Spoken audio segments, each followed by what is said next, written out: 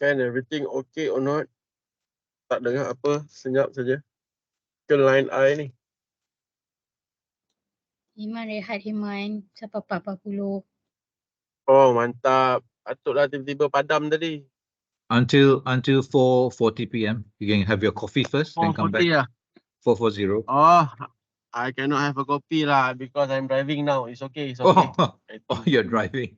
Oh, you're listening or I'm driving? driving. Okay. Better I'm consider driving, listening to you. Oh, okay, now I stop for a while. Okay, Arena. you're going outstation or you're just driving around town? I know, I'm going out station. Okay, yeah. Okay, 4:40 we start again, huh? Okay, Mr. Ken. Thank you.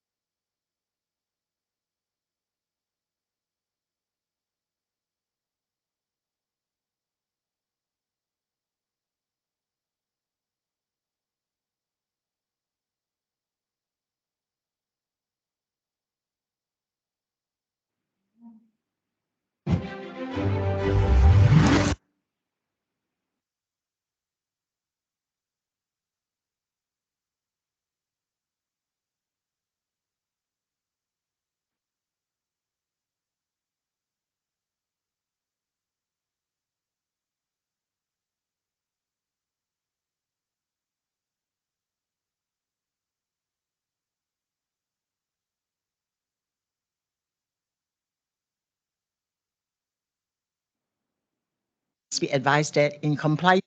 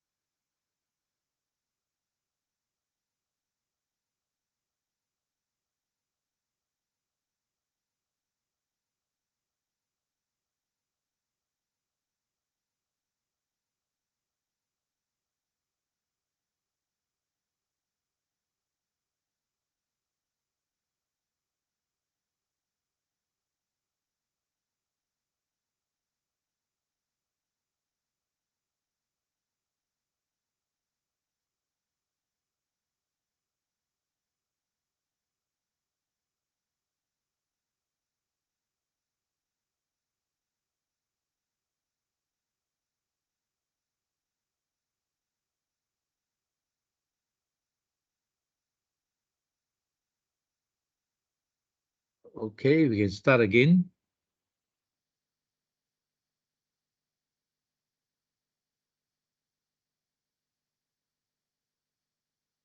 Okay, just to confirm, next week we don't have a class.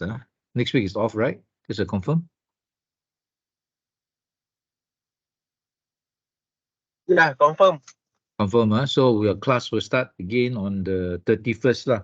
31st. Is it 31st? Uh, New Year's Eve, New Year's Eve. Okay, good.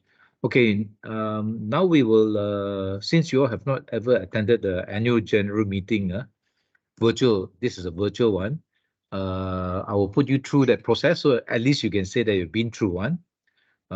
In your Malaysian Code on Corporate Governance 2021, this kind of meetings are given, what do you call that? Some emphasis on the principle number 3. Principle number 3 is effective corporate communication, meaningful communication with stakeholders. So the AGM is one of the places, one of those events where the company can showcase its compliance with this.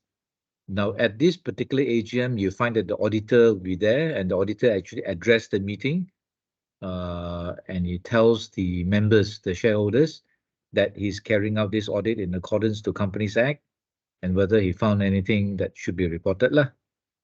So the auditor was there, and this is the company where is the only one in Malaysia that complies with the compliance on the, I think, principle number 1, where they ask for 1/3 of the board to be women. In this case, this company is called Berjaya Corporation. 100% of the board are wanita, women.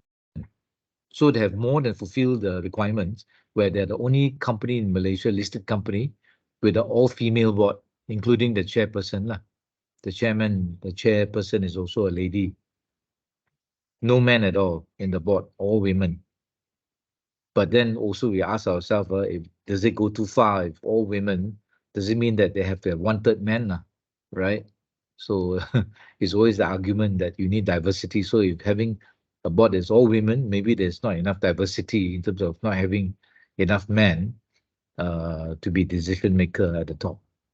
Okay, so this happened last week, which I attended. And I'm quite pleased they actually give out 100 ringgit a voucher door gift. They run Starbucks, they run Kenny Rogers, and all these companies. So we can get free vouchers for that $100. And then they also promised to give a free hotel stay for 3 days for shareholders that hold more than 5,000 units of shares in Berjaya Group. So I thought it's pretty good for them to offer all this to the shareholders. So the shareholders are happy with this.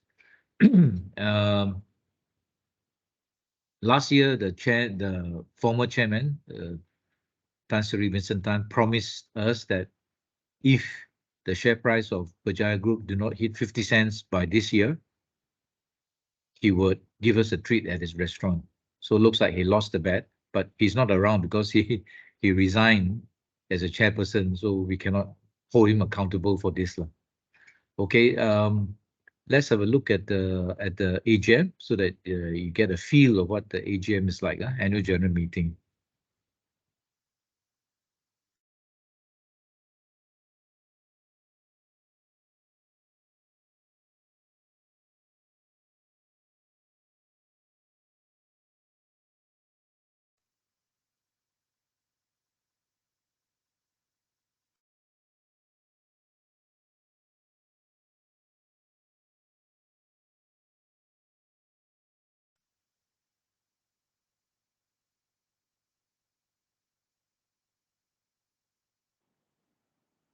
The top 26 to 50% of public listed companies.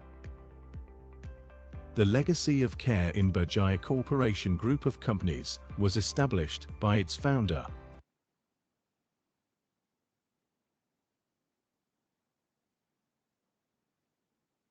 Tan Sri Dr. Seri Vincent Tan Chiu. Environment, animals, support for local performing arts and culture, sports, and workplace. Tan Sri also established the Yayasan My First Home Foundation, which aims to help the lower income group achieve their dream of owning a home by developing affordable housing and promoting home ownership for this community.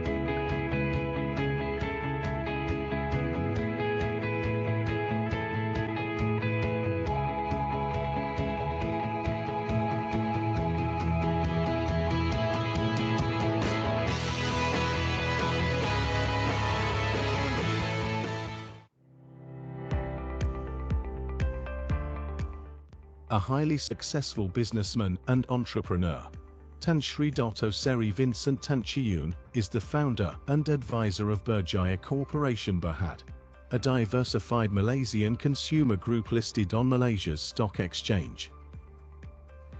His business empire spans across various sectors, including property development, hotels and resorts, gaming, lottery management, stock broking, motor car distribution, retailing, trading, hospitality, environmental, utilities, media, food and beverage, telecommunications, insurance, education, among others.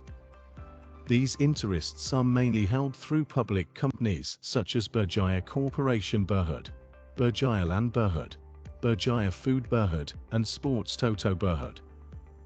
The year 1984 marked the beginning of the history of the Berjaya Corporation Group of Companies. Today, the Berjaya Corporation Group of Companies has evolved into a global consumer group engaged in four core business segments: retail, hospitality,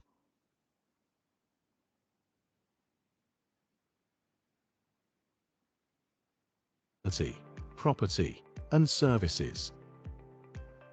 The group is driven by a vision to nurture and carry on profitable and sustainable businesses while maximizing the value of human capital through empowerment, growth, and a commitment to excellence.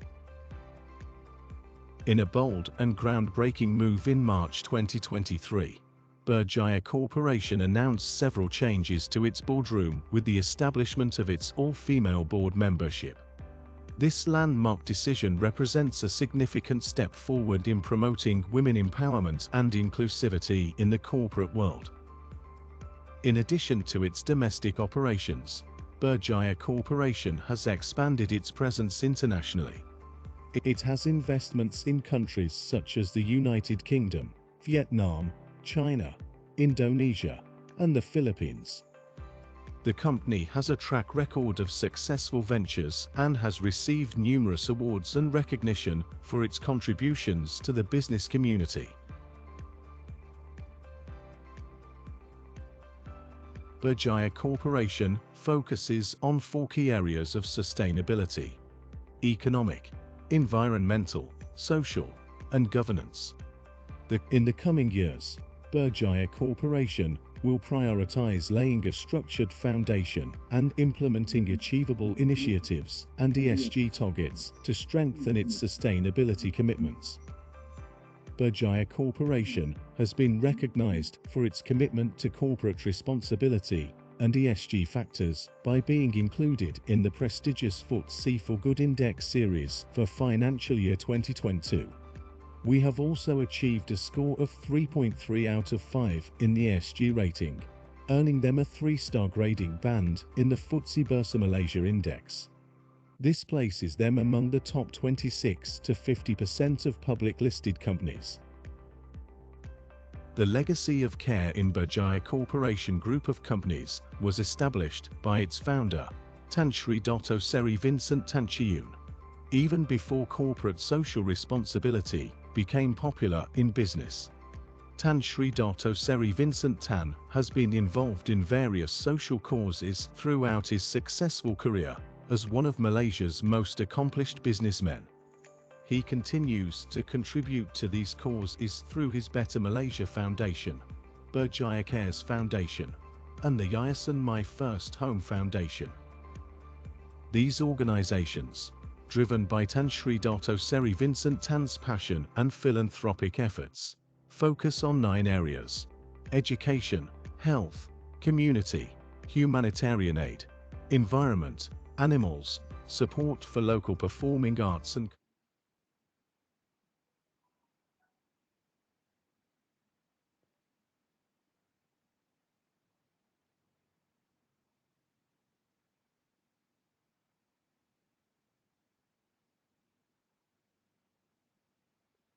Normally before the AGM, they would have some promotional, what they call it, announcements been made.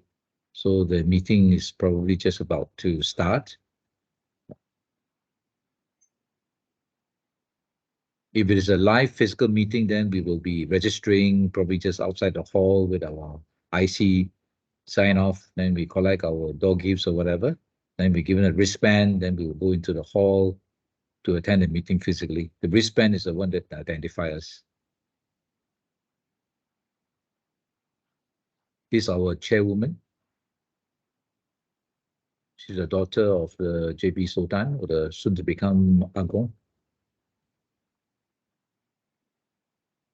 This is where we can proceed to vote. If you want to vote the shares now. She's been muted and didn't realize that. I think they will. I just type in a question, no audio. So they responded.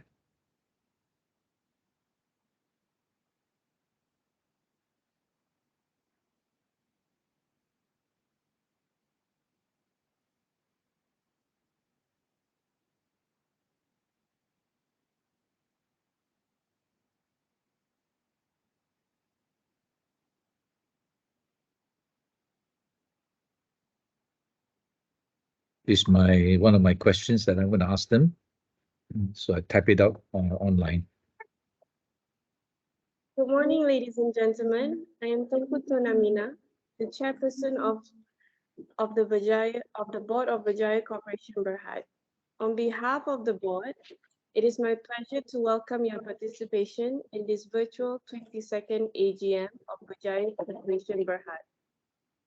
Ladies and gentlemen, I wish to apologize for the background noise, also for not being able to physically present at the broadcast venue of today's meeting. Pursuant to Section 3272 of the Companies Act 2016 and Clause 70 of the Company's Constitution, the chairperson of the meeting shall be present at the main venue of the general meeting. In view thereof, the Board of Directors of the company has elected Ms. Vivian Cheng Chi Fan, the Joint Chief Executive Officer, Executive Director of the company, as the chairman of this meeting. Thank you, and with this, I will now pass the chair to Ms. Vivian Cheng Chi Fan. Thank you, Yang Amat Mulia Tunku Tun Amina. Good morning, ladies and gentlemen, and welcome to the live streaming of your participation this virtual 22nd AGM of the company. I am Vivian Cheng Chi Fan, the Joint Chief Executive Officer executive directors of the company. Before we proceed with the agendas of today's meeting, I would like to take this opportunity to introduce the members of the board and those present at the broadcast venue. On my right is our Joint Chief Executive Officer, Executive Directors, Ms. Nareen Tan Shek Ping. Hi, good morning, everyone. And on her right is our Executive Director, Puan Nolila binti Baharudin. Morning. Seated next to Puan Nolila is our Independent Directors, Ms. Penelope Kan Pek Ling. Hi, good morning, everyone. On my left is our Company Secretary, Ms. Michelle Tam. And on her left is our Independent Director, Puan Nur Afida binti Abdul Ali. Morning, everyone. Seated next to Puan Nur Afida is our Independent Directors, Datuk Sri Leong Kwek Chun. Good morning, everyone. We also have with us directors joining remotely through live streaming. Yang Amat Mulia Tunku Tun Amina, whom you have met.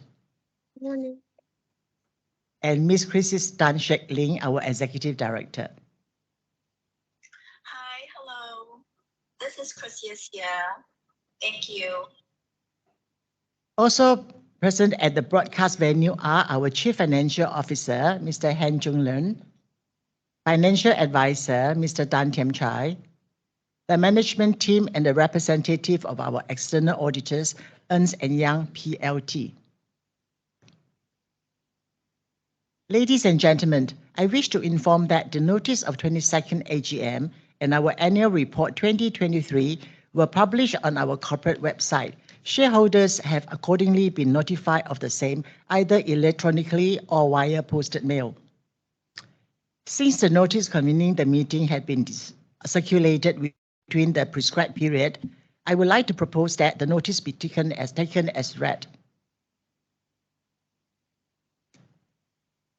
I hereby declare that the notice as contained on page 345 of the company's annual report 2023 be taken as read. The Secretary has also confirmed that a quorum is present for this meeting. I hereby declare the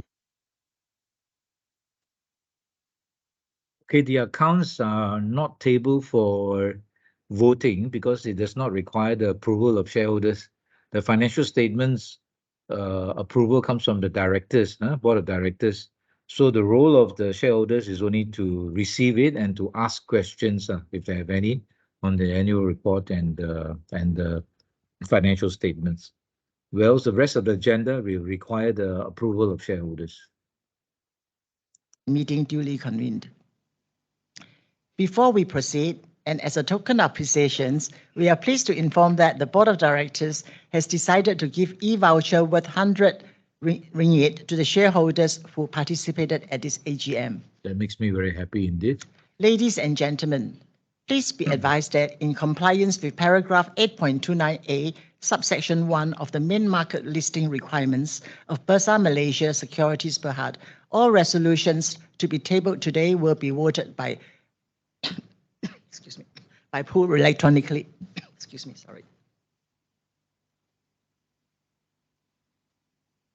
There are shareholders who are unable to participate in this meeting and have appointed the chairman to vote on their behalf. Accordingly, I will be voting as a proxy in accordance with their voting instructions where indicated. We wish to inform that the company has appointed SSE Solutions Sindian Berhad as approved administrator and Commercial Quest Sindian Berhad as the independent scrutineer.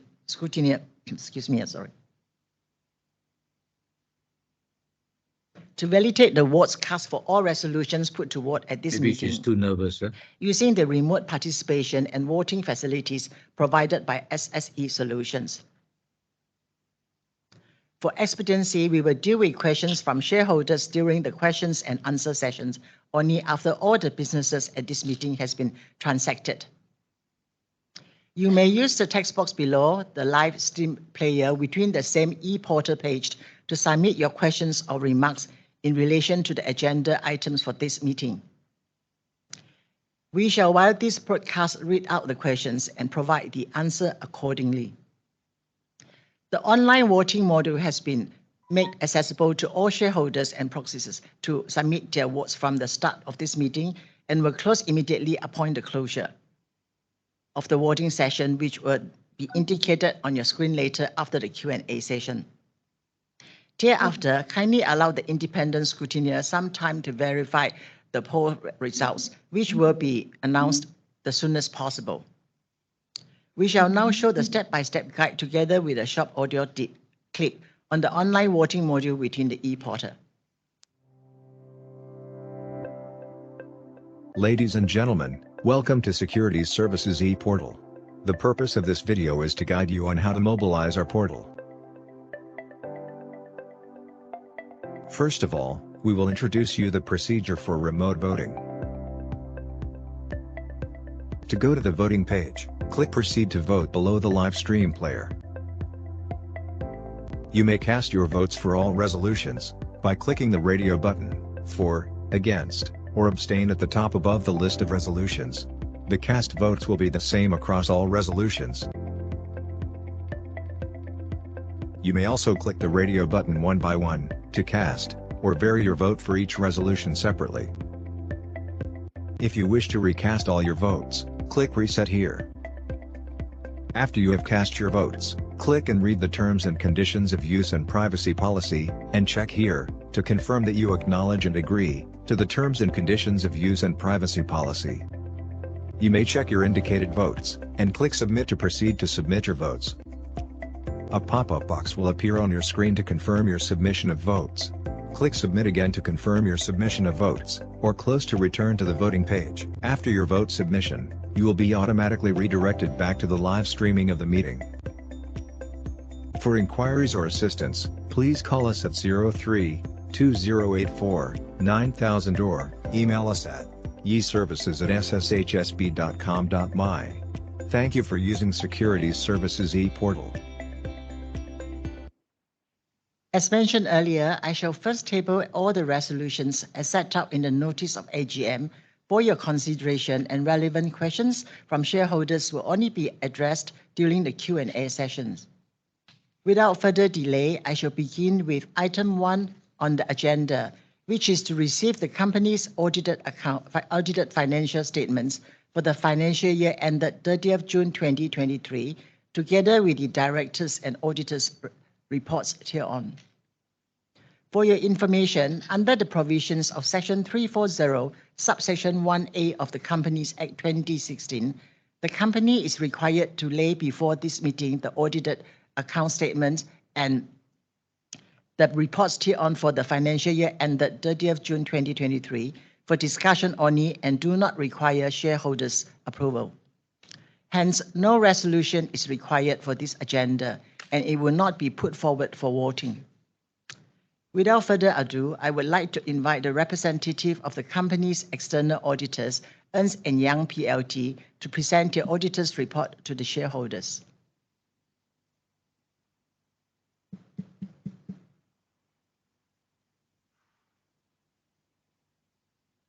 A very good morning to shareholders, directors, and management of Berjaya Corporation Berhad. My name is Ng Kim Leng, and I'm the partner responsible for the audit of Berjaya Corporation Berhad for the financial year ended 30th June 2023. The directors are responsible for the preparation of the financial statements. Our responsibility is to carry out an audit in accordance with approved standards of auditing in Malaysia and thereafter issue a report with our opinion thereon. Our report for the financial year 2023 is presented on pages 312 to 325 of the annual report. I'm pleased to inform all shareholders that we have issued a clean opinion for this most recent audit. Our report also includes 4 key audit matters relating to the group and 1 key audit matter relating to the company. These were matters that, in our professional judgment, were of the most significant to the audit of the group and of the company for the financial year ended 2023. Ladies and gentlemen, that is a brief summary of our audit report. Thank you for your attention. I'll now hand the chair back to Madam Chairperson. Thank you. Thank you, Mr. Ng Kim Leng.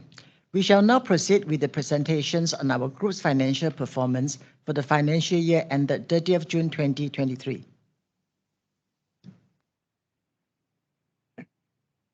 Good morning to all directors, shareholders and proxy holders. This is a presentation of the financials of Berjaya Corporation Berhad for the financial year ended the 30th of June 2023. First, let's look at the corporate structure of the group. These are all the listed subsidiaries and associates of Berjaya Corporation Berhad as at the 30th of June 2023. During the financial year, there was no significant change in the group structure. After the financial year end, Berjaya Land announced that it has fully complied with the approved minimum public shareholding spread requirement of 20%, and Berjaya Corporation now holds less than 80% equity interest in Berjaya Land. Berjaya Corporation Berhad is a global consumer group with businesses in various parts of the world. The operating companies of the group are engaged in 4 core business segments, namely hospitality, retail, services and property. The hospitality segment encompasses hotel and resort operations, as well as recreational clubs. The retail segment involves the retailing of food and beverage products and consumer goods. The property segment focuses on property development for sale and property investment for rental income and value appreciation. The services segment includes number forecast operations, financial services, digital-related services, environmental engineering services and other related services. The second section of the presentation is on the financial performance of the group. This is the statement of profit or loss for the financial year ended the 30th of June 2023. We will now proceed to delve into the details of the key financials in the following slides. First, let's look at the revenue pie chart. The group recorded a revenue of 9.6 billion ringgit in the current financial year. The primary revenue contributor is the retail segment, followed by the services, hospitality, and property segments. The group reported an impressive revenue growth of 18%, surging from 8.2 billion ringgit to 9.6 billion ringgit. The chart illustrates increases in revenue across all segments, with the services and hospitality sectors playing pivotal roles in the overall upturn. Specifically, STM Lottery emerges as a major contributor in the services segment. The revenue growth achieved by STM Lottery was attributed to a 4.2% improvement in its average sales per draw. It's important to mention that the preceding financial year faced challenges, including the cancellation of 37 draws following the imposition of the movement control order by the government. Following the relaxation of travel and social restriction, the overall occupancy rate and average room rate increased due to the rising demand for leisure from local and foreign tourists in the current financial year. This contributed to the higher revenue reported by the hospitality segment. Similarly, the property segment reported higher revenue arising from higher property progress billings coupled with the disposal of several parcels of land. Both food and non-food retail businesses also reported higher revenue. HR Owen, a key contributor in the non-food retail business, contributed to the sales growth driven by marginal price increases of new car, despite having softer demand in the current financial year. The food business segment, on the other hand, benefited from aggressive marketing campaign, effective promotion strategies, and the presence of additional Starbucks cafes operating in Malaysia compared to the previous financial year. The group saw a remarkable 65% surge in profit from operations, jumping from 368 million ringgit to 610 million ringgit.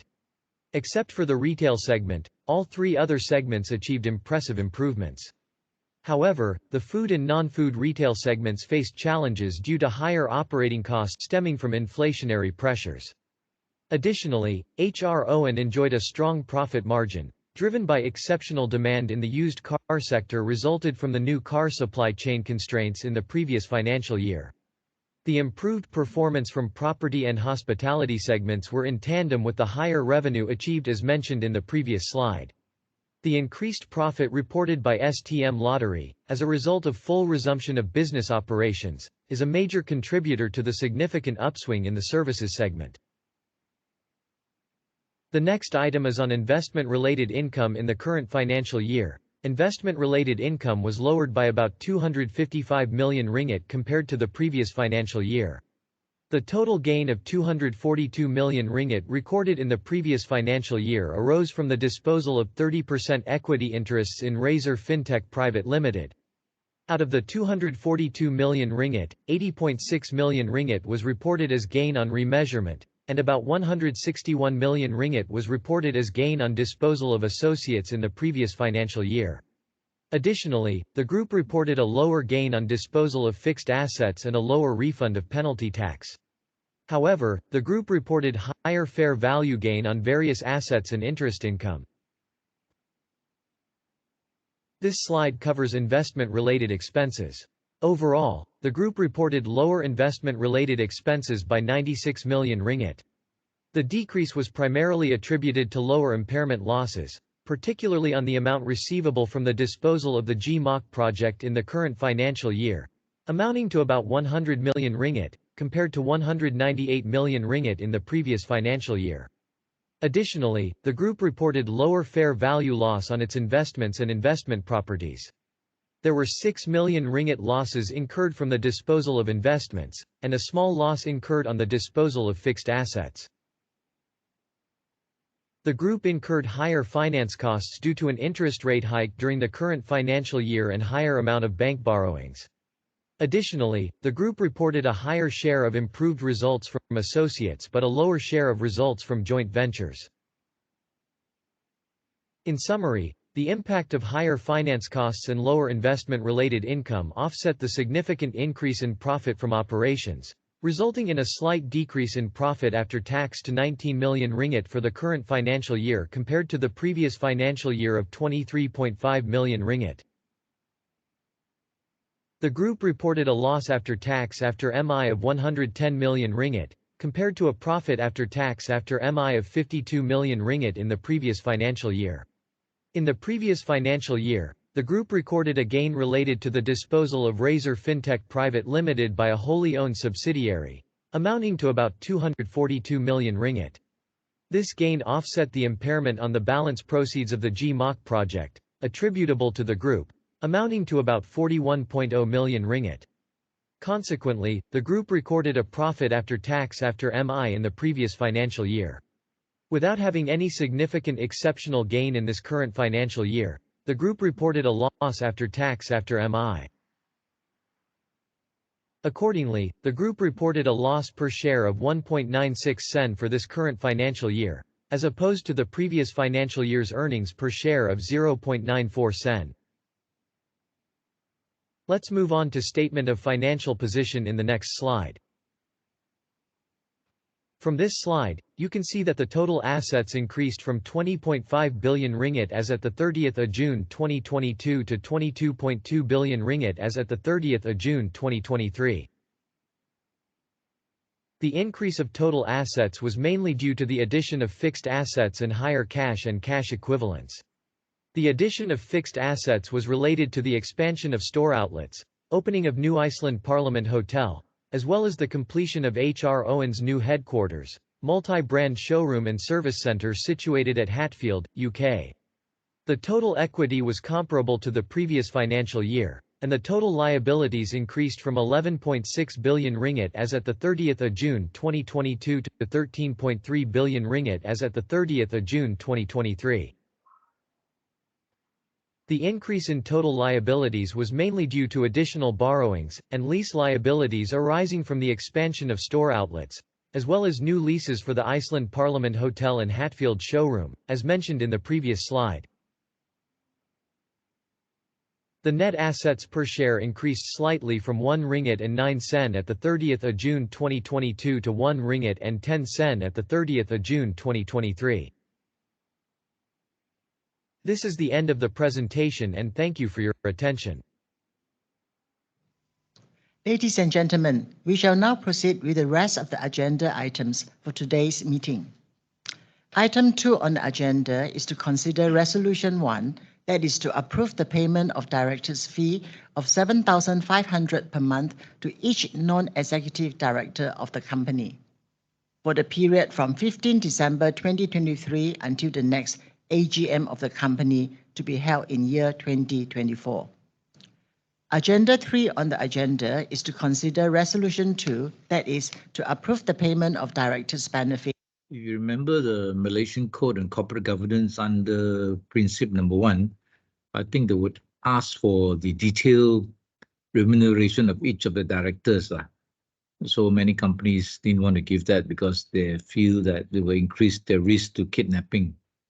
So those are departures from the best practice.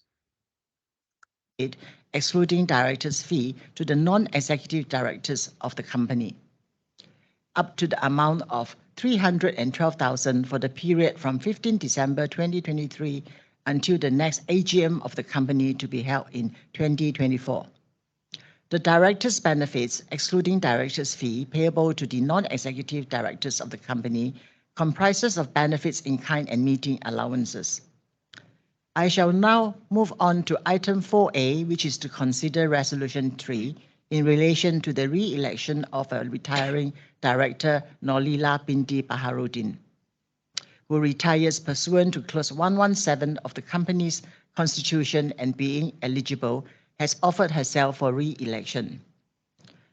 Item 4B, which is to consider Resolution 4 for the re-election of a retiring director, Penelope Gan Pek Ling, who retires pursuant to the Clause 117 of the company's constitution and being eligible, has offered herself for re-election. Next item, 5A, which is to consider Resolution 5 for the re-election of a retiring director, Nur Afida binti Abdul Ali, who retires pursuant to Clause 107 of the company's constitution and being eligible, has offered herself for re-election. I shall now move on to item 6, which is to consider Resolution 6 in relation to the reappointment of Mrs. Ernst & Young PLT as auditors of the company for the ensuing year until the conclusion of the next AGM at remuneration to be determined by the directors. The current retiring auditors, Mrs. Ernst & Young PLT, has indicated their willingness to continue in office. Item 7.1 on the item is to consider Resolution 7 as set up in the notice as special business. This proposed resolution is to seek your approval on the renewal of a general mandate for the directors to issue and allot additional shares in accordance with Section 75 and Section 76 of the Companies Act 2016. This proposed resolution, if passed, will also exclude shareholders' preemptive rights to be offered such new shares and/or convertible securities to be issued by the company pursuant to these resolutions. The full text of the proposed resolution is set out in the notice of this meeting. As explained under the explanatory notes in the notice, this ordinary resolution, if passed, will give the flexibility to the Board of Directors when the need arises to issue additional shares up to 10% of the total number of issued shares of the company. This authority shall, unless be revoked or varied by the company in general meeting, expired at the next AGM. I wish to inform that, as to date, the company did not issue any new shares pursuant to the mandate granted to the directors at the last AGM held on 15 December 2022. I shall proceed to consider Resolutions 8 as set out on page 346 of the company's annual report 2023 in relation to the proposed renewal of and new shareholders' mandate for recurrent related party transactions of a revenue or trading nature with persons connected with Tan Sri Datuk Sri Vincent Tan Chee Yun, including companies in which such persons connected with Tan Sri Datuk Sri Vincent Tan Chee Yun is a major shareholder. Ladies and gentlemen, I would like to inform that the following persons, being the interested directors and major shareholders of the company, namely Nareen Tan Shek Ping, Chrissy Tan Shek Ling, Tan Sri Datuk Sri Vincent Tan Chee Yun, and other persons connected with them will abstain from voting on these resolutions in respect of their direct and/or indirect shareholdings. I shall proceed to consider Resolution 9 as set out on page 346 of the company's annual report 2023 in relation to the proposed renewal of and new shareholders' mandate for recurrent related party transactions of a revenue or trading nature with companies in which Tan Sri Dato Sri Vincent Tan Chee Yun and persons connected with YM Tunku Tun Amina Binti Sultan Ibrahim Ismail are major shareholders. I would like to inform that the following persons, being the interested directors and major shareholder of the company, namely, number 1, YM Tunku Tun Amina Binti Sultan Ibrahim Ismail. Second person, Narine Tan Sheikh Ping, and thirdly, Trisis Tan Sheikh Ling. Tan Sri Dato Sri Vincent Tan Chee Yun and other persons connected with them were abstained from voting on this resolution in respect of their direct and or indirect shareholdings.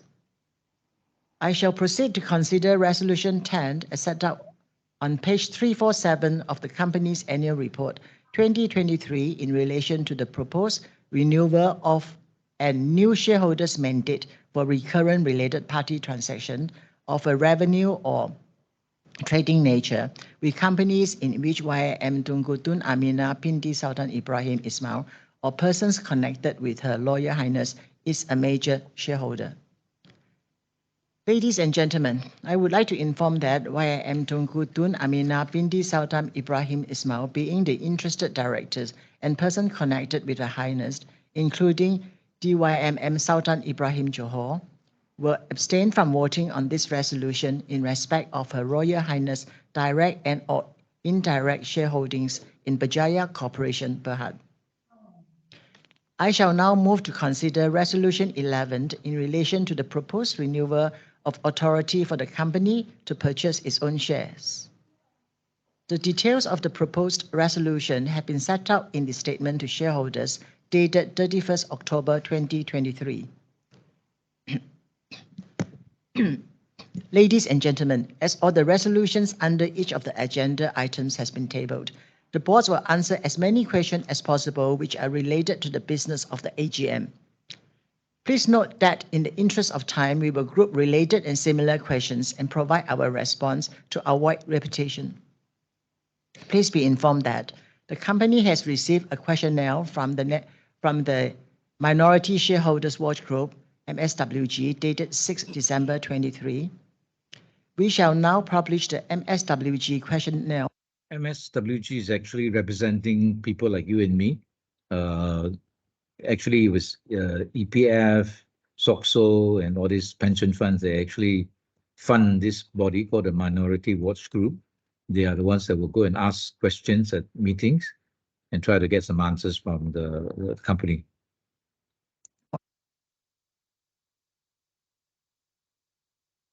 And the company's replies thereof on the screen. We have received a letter from the Minority Shareholders Watch Group, dated December 6, 2023, which contains 6 questions. 5 questions were on the operational and financial matters, and 1 question was on the sustainability matter on the annual report and financial statements of Berjaya Corporation Berhad, for the financial year ended June 30, 2023 as shown in the current slide. We will now present our replies to the queries received. The first question is relating to Causeway. Causeway's revenue increased by 3.7% in the current financial year, with revenue from Malaysia and Singapore showing the greatest gain among all markets.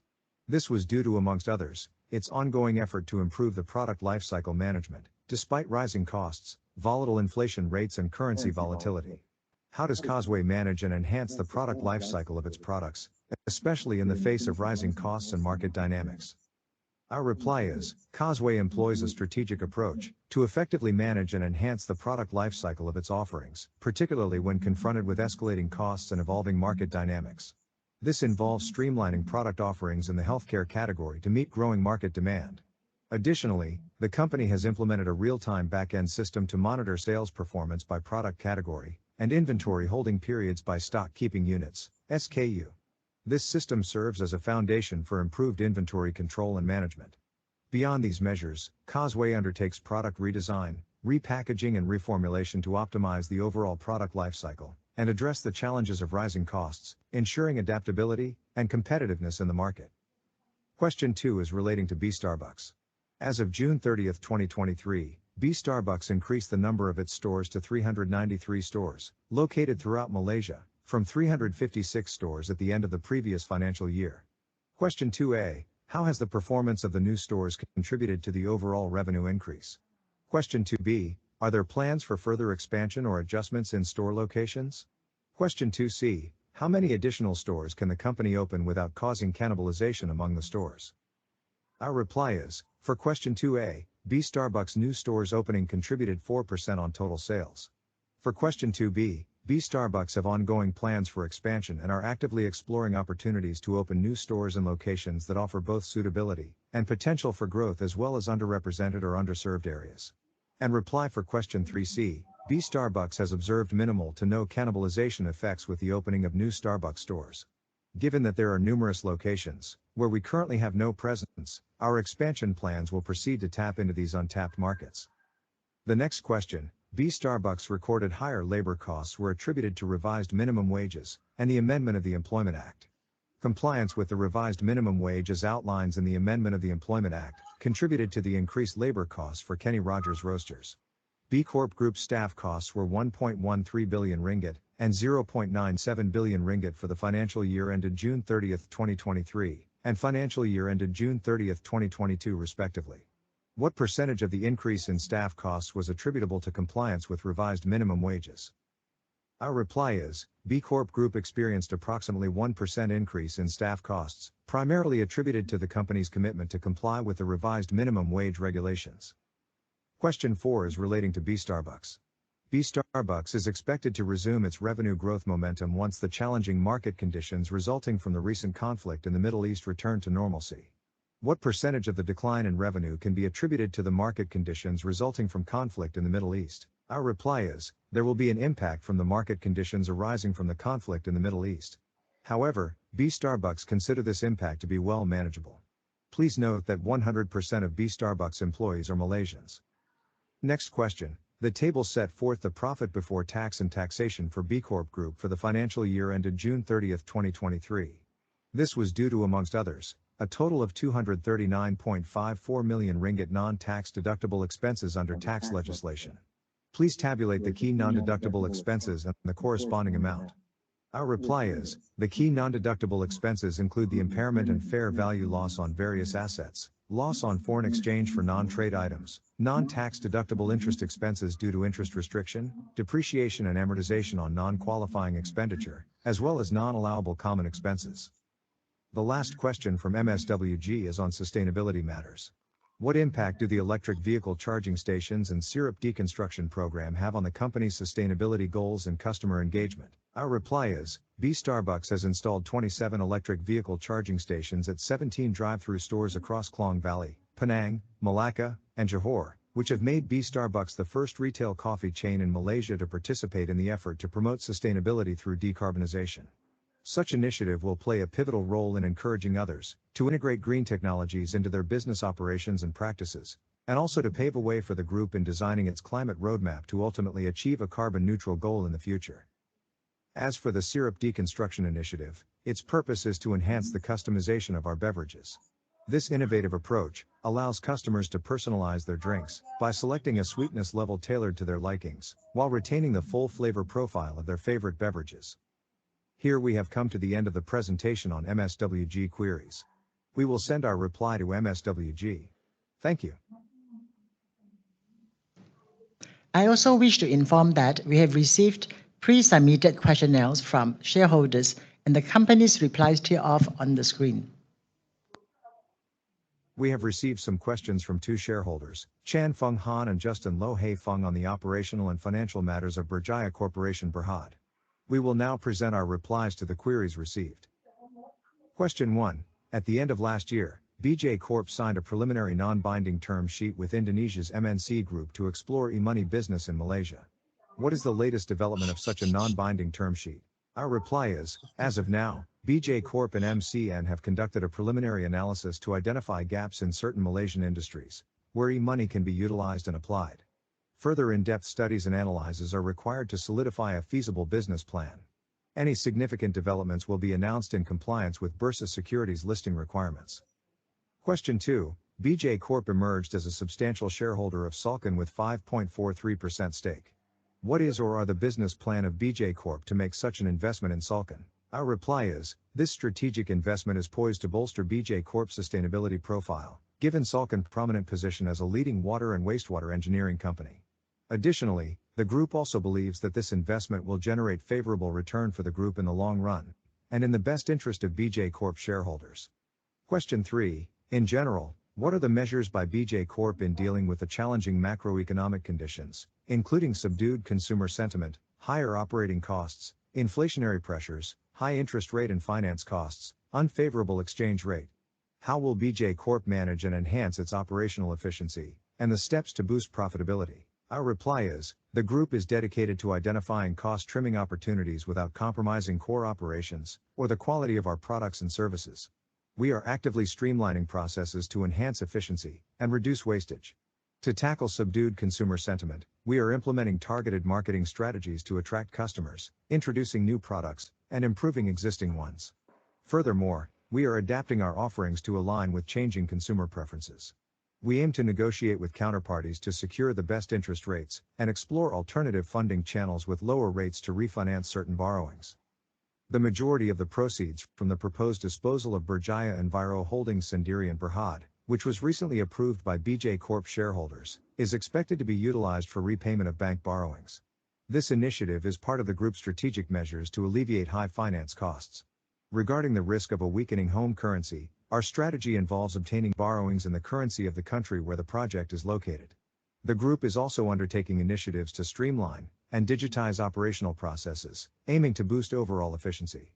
Our profitability enhancement efforts encompass the measures mentioned earlier, addressing challenging macroeconomic conditions. Additionally, we remain committed to exploring new business and investment opportunities to adapt to changes in the consumer market.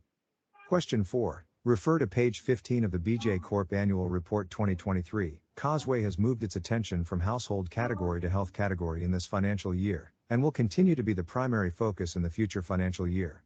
Question 4a. What is the proportion of revenue contribution from household category and health category respectively?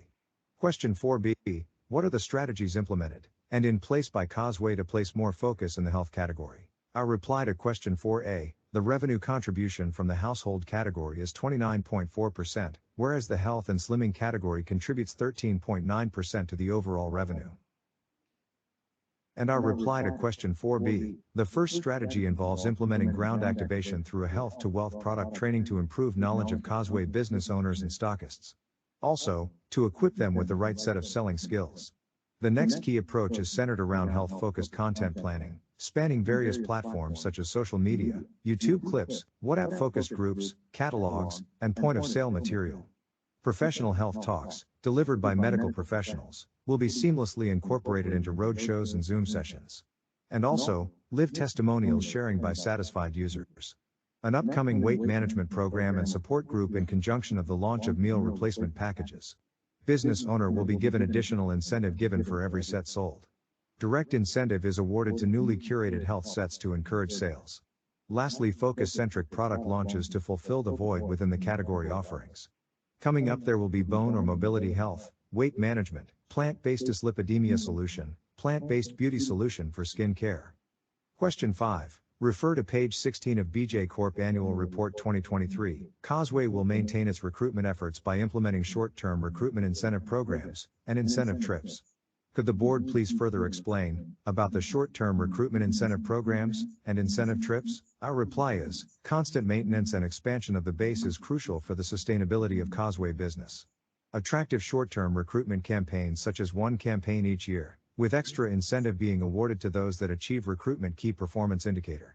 More aggressive and frequent ground activations such as physical opportunity meetings, on-site demo, open days, training etc. are scheduled in to complement recruitment campaigns so prospects can get first-hand information on Causeway marketing plan as well as its star products.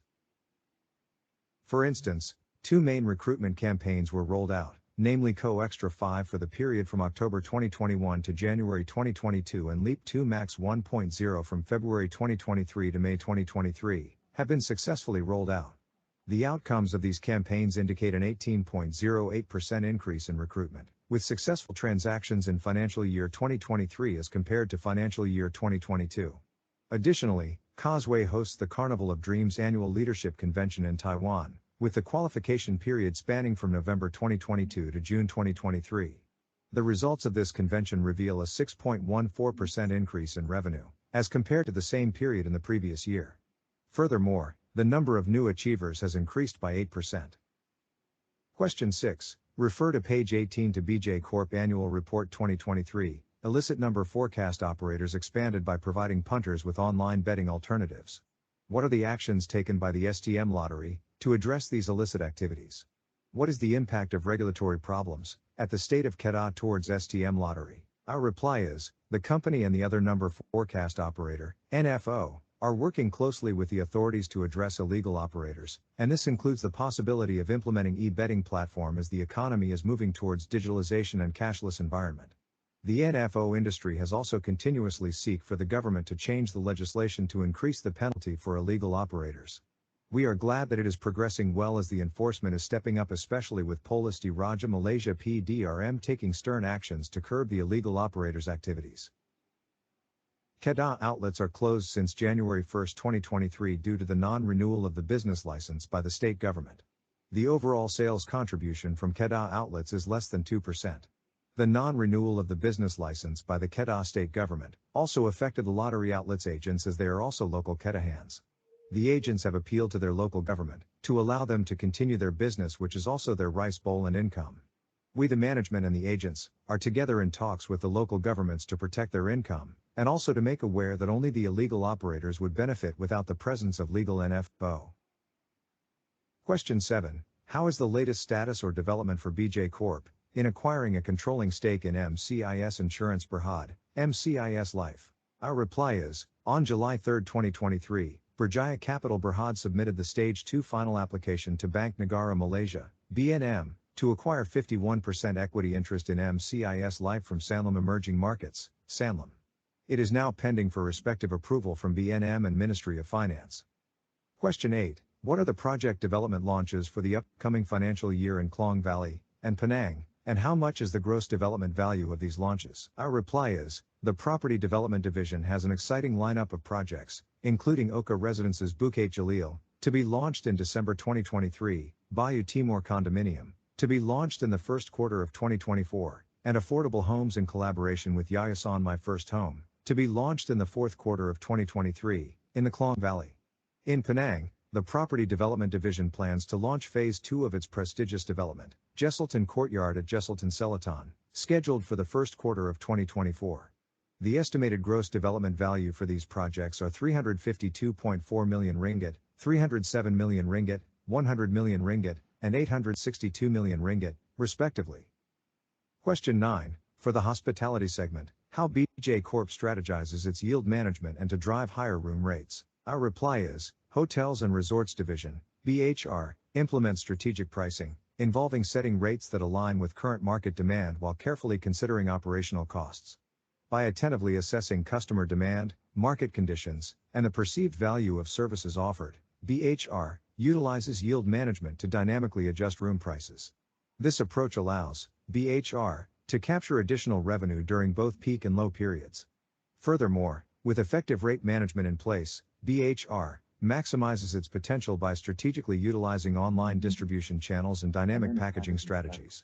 This enables the hotels to tailor prices for different seasons or events, ultimately driving increased occupancy, room rates, and overall profitability. Question 10. Refer to Note 13.24 of BJ Corp Annual Report 2023. During the financial year, the group has accounted for an additional impairment amounting to 99.8 million ringgit, and in financial year 2022, 197.8 million ringgit, on the final installment in view of the dampened property market in the People's Republic of China. How likely is it that BJ Corp will be able to enforce the arbitration award in all jurisdictions, and to realize the amount receivable from disposal of GMOC project, given that the value had been impaired by almost 300 million ringgit in the last 2 financial years? Our reply is, as of the financial year end June 30, 2023, the probability of the successful of arbitration award is 50%. The enforcement process in the People's Republic of China was hampered by the prolonged COVID-19 pandemic, as well as the ongoing property market crisis. Management and the legal advisors are monitoring the situation closely and will endeavor to explore avenues to recover the arbitration award. The last question, dear Board of Directors, does company intend to declare regular dividends when the company become profitable? Is there any dividend policy for shareholder? Our reply is, there is no dividend policy established or set for BJ Corp. However, when the BJ Corp group is profitable, the board will consider and assess the situation as well as the funding requirement for the ongoing projects before deciding on any dividend declaration. Here we have come to the end of the presentation on the replies to the shareholder queries. Thank you. Ladies and gentlemen, I shall now open the floor for a Q&A session. The first question comes from Mr. Sit Kok Wee. His question is actually addressed to Tan Sri. Where is your 50 cent? Tan Sri is not here to answer this question, but on his behalf, I would like to say that 50 cent is all in our wish list. And if you look at it, the Berjaya Corp intrinsic value is actually quite high. And if I'm not mistaken, net asset is about $1.10 at this point in time. So we are hoping that eventually the share will perform and hopefully can achieve 50 cents as mentioned by Tan Sri earlier on.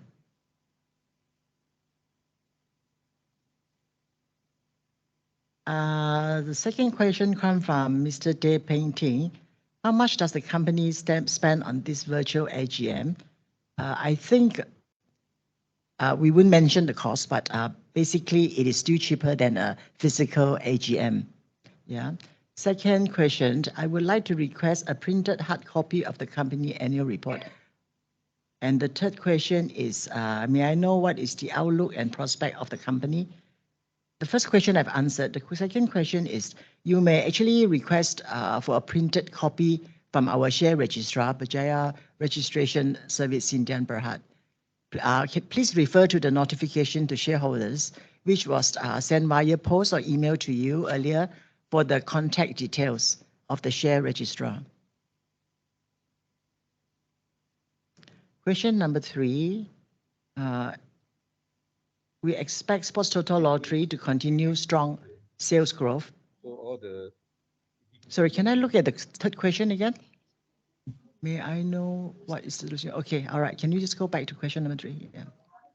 Okay, for domestic, I think we expect, as mentioned earlier on, I think for this year, Sport Toto actually has a growth in revenue, and we expect Sport Toto Lottery to continue its strong sales growth under the capable leadership of my joint CEO, Ms. Narindan. Okay. Under the property division, the group is also expected to launch 4 property development projects with total gross domestic value of about 1 billion over the next 2-3 years. That will contribute to Berjaya Corp level also.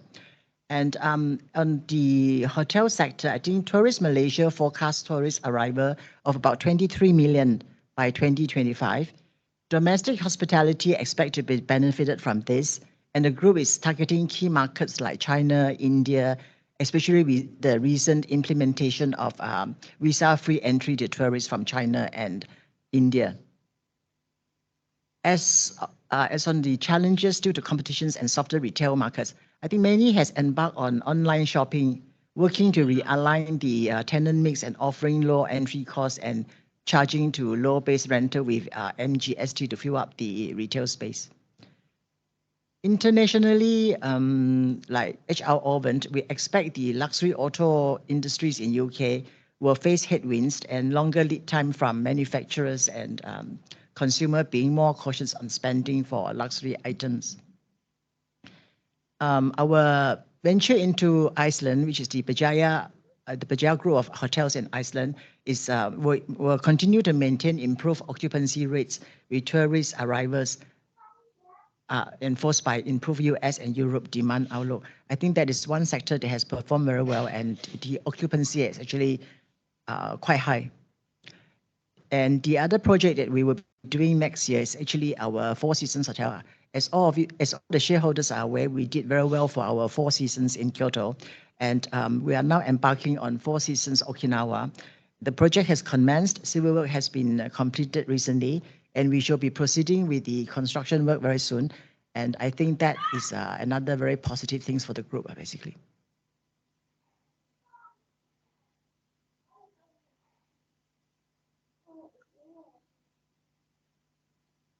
Okay, this question comes from Hong Chiu Gyok.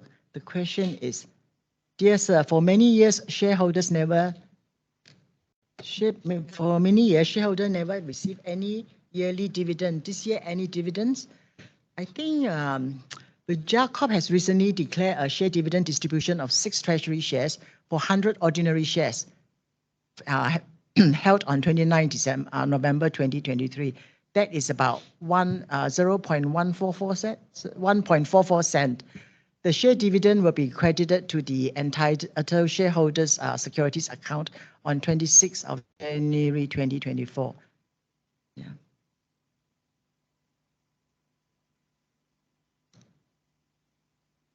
Next question from Mr. TEH KIAN.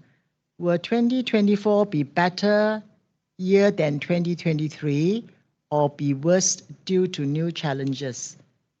Well, I think all of us pray will be better. The group anticipates a period of stability and the operating performance is expected to be satisfactory. Barring any unforeseen circumstances, the group expects to report better results for the financial year 2024, driven by exceptional gain from the proposed disposal of our environmental business. This disposal is expected to be completed in the first quarter of 2024. So that will first quarter of 2020, first half of 2024. I think first quarter of 2024 most likely. First quarter of 2024, and that will bring in about 400 million extraordinary gain for us. Well, should we be buying more Vijaya Group shares then?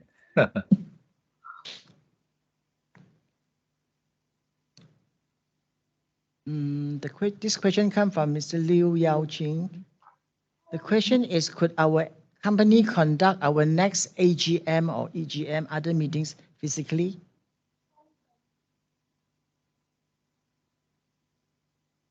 The company, I mean, anything is possible, but at this point in time, I think we are still doing virtual.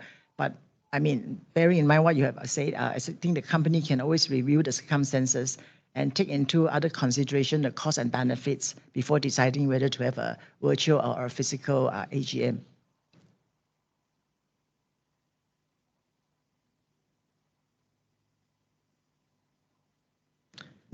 Wow. Okay. This question comes from Mr. Charlie Hin. And the question is, can elaborate on the future plan to turn around and return the share price to 1 ringgit since 15 years ago? This is our wish list. All of us are working very hard to achieve that. Well, let me put it this way. Vijaya is an investment holding company. We are incubator of businesses that fits our parameter. So we are always actively looking into new businesses, build them and sell them at a price that meets our internal valuation. The group itself will always, consistently look at opportunities to improve the group's financial performance and optimize costs and that. So we hope with all the optimization of costs, looking at new opportunity, grow the business, eventually we can achieve, the share price can reflect more the intrinsic value of the company. As I mentioned earlier, actually the net assets of the company is actually about $1, it's about one ringgit plus. Yeah, 1 ringgit plus. 110 to be exact.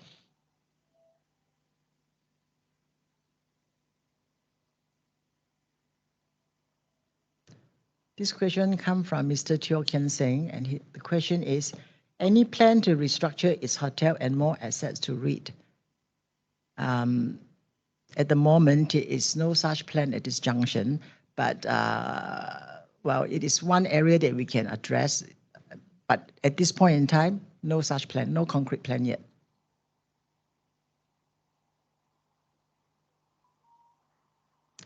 This question comes from Mr. Lim Chi Siong about Selangor Turf Club relocations. The question number 1 is, when shall the Bukit Taka STC construction work commence? And second question is the ETA of Bukit Taka STC completion and takeover of Sungai Besi STC land. And the third question is, what is Sungai Besi STC land estimate value at 2023 present value? Fourth question is, wow, when is target commencement of Sungai Besi land development? I think all of you are aware the federal court has recently decided in our favor the case. So the decision of the Shah Alam High Court in November 27 is now reinstated. Currently, we are revisiting and revising the previous damage assessment claim filed in the High Court. The development can only be commenced until the finalizations of damage compensation and obtain the relevant approvals of the development plans. We are hoping we can see something positive next year, 2024.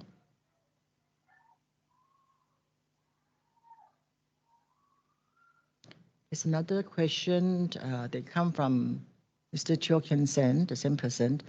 The question is, any value in holding Atlan Holdings Berhad? Any major transactions and collaborations that benefit the group? If none, it is better to monetize this investment. Kindly clarify on this. Actually, Atlan has been distributing yearly dividend and the company has been improving after the MCO. At the moment, we don't have plan to diversify this. We don't have a plan to dispose of the shares at this point in time.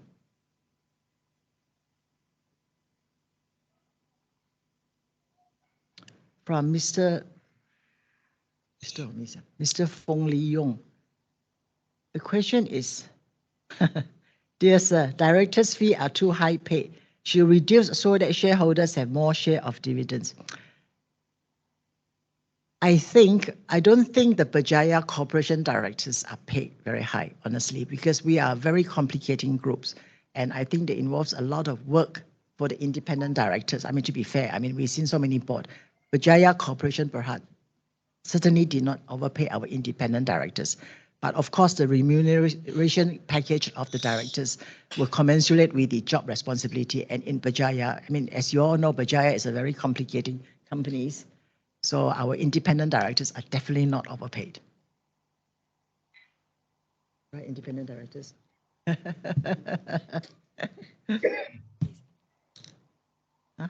Mr. Cha Ching Shin, Madam Chairman, I'm a very, there's such a thing as very senior citizen.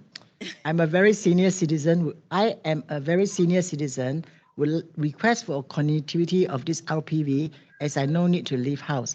I also like to thank you for your generous announcement that the e-voucher had increased to 100.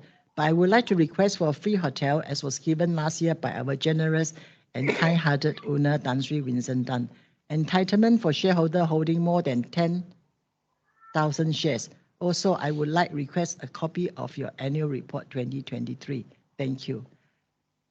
Good news for the shareholders. Actually, just before the AGM, I actually had a word with our advisor and seek his advice whether we should continue with the free hotel stays that we give to the shareholders that participate in this AGM. And he has advised that we should continue with it. So for all shareholders that had more than, is it 10,000 or 5,000 shares? Have more than 5,000 shares, you will be given 3 days, 2 night stays during the non-peak season.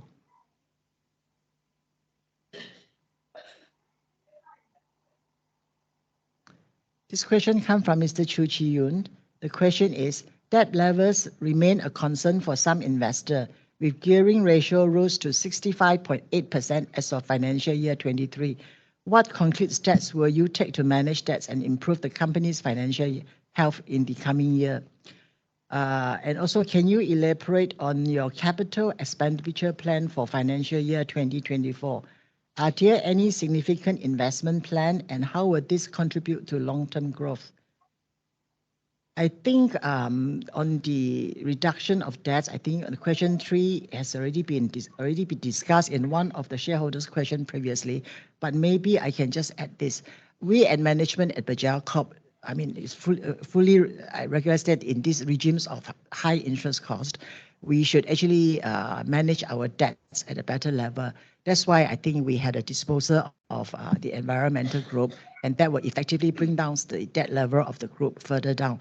But after saying that, if there is a new business opportunity that's come in, and I mean, if it involves gearing up the company to a certain extent, I think we will do that because it's not what is your debt level, but it's your ability to service your debts. So to us, as long as the investment can bring in us the return that we want, we will still invest in new businesses and manage the debts to our best ability. Yeah. And to question 4, the major capital expenditure of the group for 2024 includes expansion of store outlets and development costs for the new property and hotel projects. That's under our Bilan side. And of course, under the Berjaya Coffee side, there's also some new plans coming up.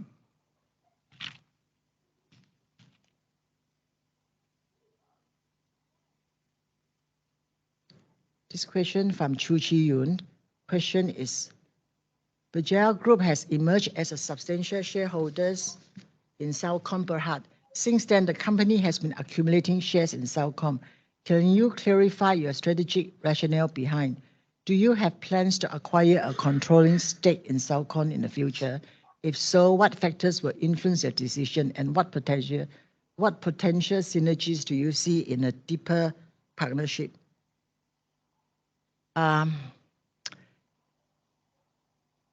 I think the rationale to acquire the Celcom shares was already addressed in one of the shareholders' query, and there is no plan to acquire the controlling stake at this junction. Maybe I can also elaborate a bit further. Berjaya Group has always been interested in environmental business. Despite the fact that we are selling our environmental business to the NASA Group, we are still keen to explore more environmental business. That is one of the reasons why we had a preliminary discussion. I will call it preliminary at this point with NASA to form a joint venture company for our future environmental business. Celcom actually fits into it very well because Celcom is actually a water and waterways engineering company.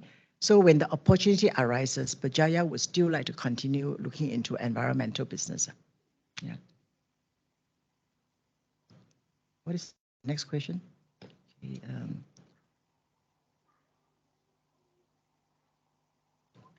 from Mr. Lim Chi Seong. It's about heavy group.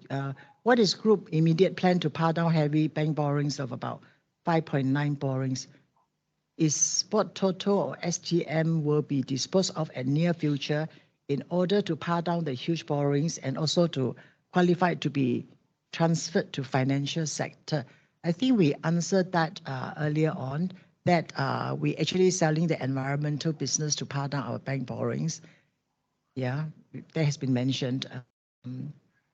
And on Sports Toto, I don't think we have any plan to spell Sport Toto Malaysia at this point in time. Yeah, Narine, no, right? No, not to our knowledge anyway.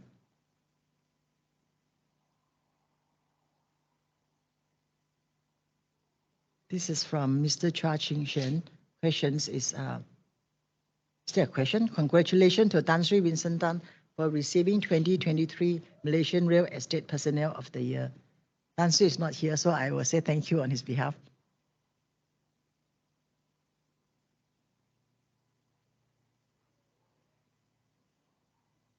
Another question from Mr. Lim Chi Seong about New World Capital Advisor Indian Berhad disposal. What is the rationale for the above disposal? This company has been underperforming in the past few years. Actually, in Berjaya, we are also doing a rationalizing. I mean, we are also doing this. We are looking into all the non-performing companies, and most likely for those.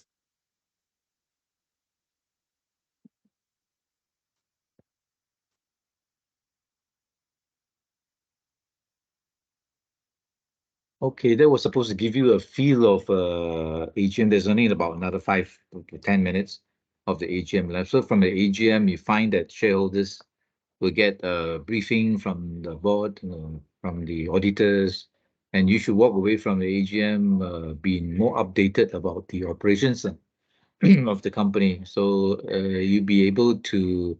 I think Berjaya Corp would have satisfied this.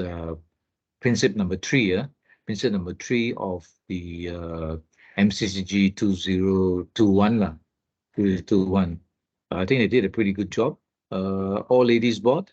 They have a joint CEO, different from other companies, and there's a chairwoman as well. So at least you all can say that you have been to an AGM. Okay, for your assignment, you need to really look at your CMSA Capital Markets Act. So as an introduction, maybe you can just summarize Capital Market Service Act 2007, right? Summarize that, the 13 sections, and then from there you can comment what are the sections that will help to alleviate, the great financial crisis. For example, whistleblowing, having more vigilant regulators, force the auditors to be more proactive, like KPMG. If they acted like that, if KPMG have acted like what they did in the Cyber Dynamic during the time of the financial crisis, 2008, or maybe even earlier, they could have blown the whistle in 2006, and the bubble would not have been allowed to go so big. So a lot of things could have been done earlier by the regulators. So in Malaysia, the laws need to be changed lah. So next week is a break, so you have time to go and do your assignment. And for those who have not finished their quiz, please do so and send it in. So for the pembentangan, I think the break will give you a chance to to sort of finish off the video presentation, 10 minutes or so, and then you can email to me using file sharing or using file mail. There's one particular sort of app called file mail, FILEMAIL, that can send big files. So I leave it to you as to how you want to send those files to me lah. And then for the assignments, you have formed yourself into groups, I gather, A, B, C, D, or E, I'm not sure, 4 or 5 groups. So you all can proceed in the groups to do the assignments. And like I say, for the first part of the question on the financial crisis, do summarize the Capital Market Service Act 2007, like what we did just now. Into the 13 sections, and then from there you pick up what are the sections that could help to prevent the occurrence. You may not prevent, but it could have lessened or what it could have prick the bubble earlier lah. And then for the other questions, you need to research into the internet, Bernie Madoff, Transmile, or just Google, all right? And of course, pay attention to Cyber Dynamic, which will be your essay question for the exam. So next week is a break, and then when you come back from the break, we'll revise for exam already, the 2 classes. We will go through some sample multiple choice questions and as well as a sample essay exam questions, okay? Any questions before we sign off? Any questions before we sign off? Are you able to hear me?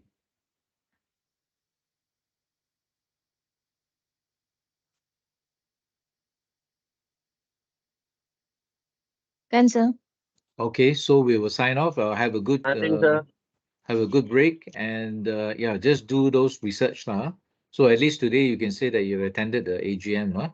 I thought it was quite a good AGM, and how that actually complies with the Malaysian Code on Corporate Governance 2021. Okay, so have a good evening, and I'll see you the week after next time to do our revision for the exam. In the meantime, please start to do something about the assignments, okay, and your the pembentangan presentation. Okay, have a good evening. Okay, bye. Thank you, Mr. Ken. Okay, bye. Thank you, sir.